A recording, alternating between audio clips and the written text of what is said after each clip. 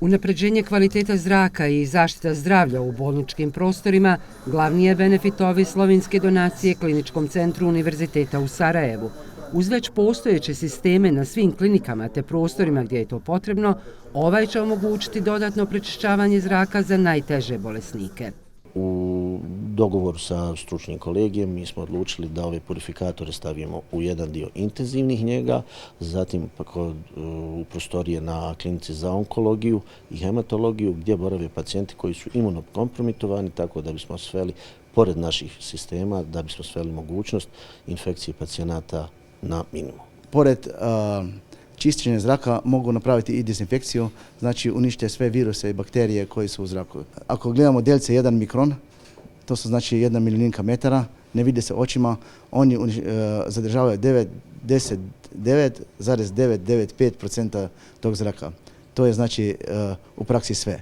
Prijateljski odnosi Slovenije i Bosne i Hercegovine potvrđeni kroz pomoć na njenom euroatlantskom putu, sada i kroz konkretne projekte. Da radimo i stvari koje su konkretne i koje su dobrobit građana. U ovom konkretnom primjeru klinički centar, najznačajnija institucija zdravstva u državi, a pacijenti kojima stvarno trebaju bolji uslovi, jer znamo da je Sarajevo i sarajevska kotlina zagađena. Dio je većeg projekta saradnje koju želimo uspostaviti sa ambasadom i sa Slovenijom kao prijateljskom zemljom. Imaju škole, imaju zdravstvene ustanove, neke komercijalne uređaje, ali ovo su medicinski uređaji koji su bolje kvalitete i probat ćemo raditi na tome. U svakom slučaju u suradnji sa Zavodom za javno zdravstvo i sa ZZ-om i sa Kliničkim centrom ćemo nastaviti ovo. U bližoj perspektivi je i saradnja našeg i Ljubljanskog kliničkog centra. U fokusu je edukacija naših ljekara.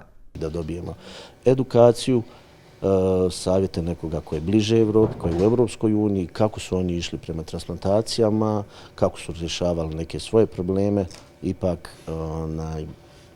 idemo da poboljšamo uslove i struku za pacijente. Saradnja će se najavljeno ogledati i kroz zajedničku inicijativu u oblasti ekološke održivosti, od uređenja budućeg parka ispred zgrade DIP-a gdje će biti posađeno medonosno bilje, do planova za postavljanje solarnih panela na krovove objekata Kliničkog centra Univerziteta u Sarajevu.